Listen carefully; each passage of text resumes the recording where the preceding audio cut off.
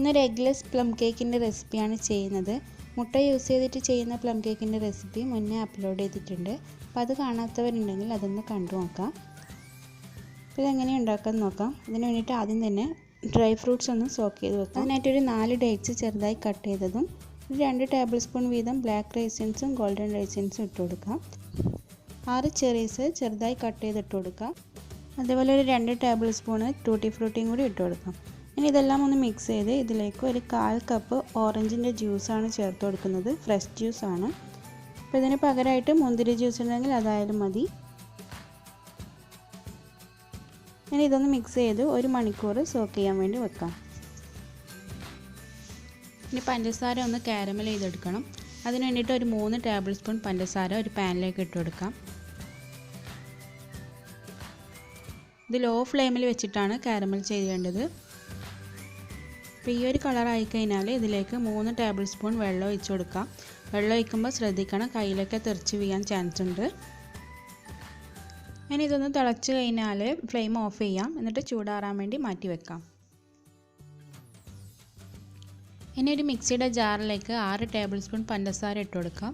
അതിലേക്ക് ഒരു 3 ഏലക്കായും ഒരു ചെറിയ കഷ്ണം പട്ടയും കൂടി ഇട്ട് ഇതൊന്ന് പൊടിച്ചെടുക്കാം.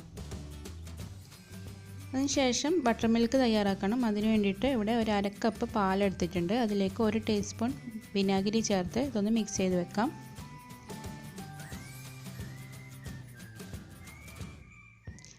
ഇനി ഒരു ബൗളിലേക്ക് നേരത്തെ സോക്ക് ചെയ്യാൻ വെച്ചിരിക്കുന്ന ഈ ഡ്രൈ ഫ്രൂട്ട്സ് ചേർത്ത് കൊടുക്കുക. അതിലേക്ക് നമ്മൾ തയ്യാറാക്കി വെച്ചിരിക്കുന്ന കാരമൽ സിറപ്പ് ചേർത്ത് ഒന്ന് മിക്സ് ചെയ്തെടുക്കാം.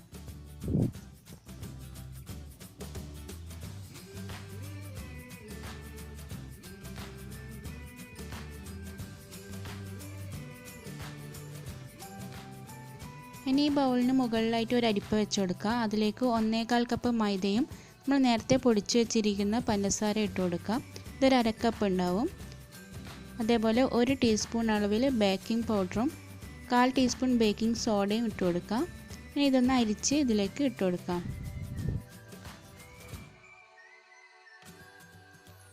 ഇനി ഇതൊരു സ്പാച്ചിൽ വെച്ചിട്ട് മിക്സ് ചെയ്തെടുക്കാം. അതിനുശേഷം നമ്മൾ നേരത്തെ തയ്യാറാക്കി വെച്ചിരിക്കുന്ന ബട്ടർ മിൽക്ക് കുറേശ്ശെ ചേർത്ത് ഇതെല്ലാം കൂടി ഒന്ന് ഫോൾഡ് ചെയ്തെടുക്കാം.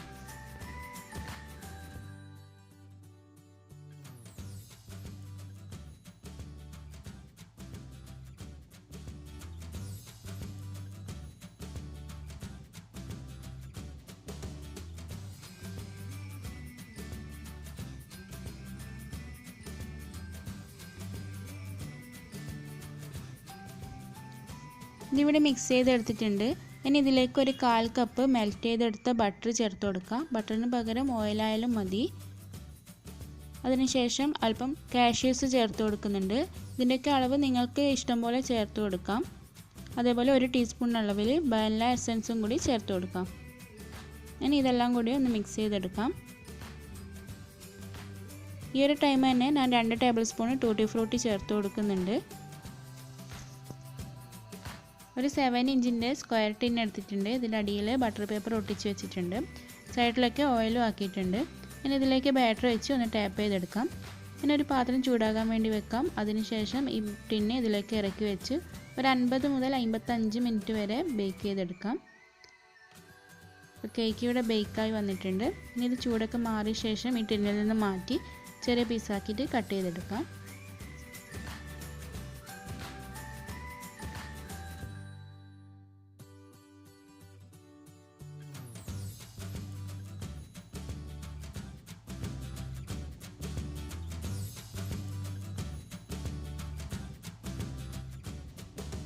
അപ്പോൾ വീഡിയോ നിങ്ങൾക്ക് ഇഷ്ടമായിട്ടുണ്ടെങ്കിൽ ലൈക്ക് ചെയ്യുക.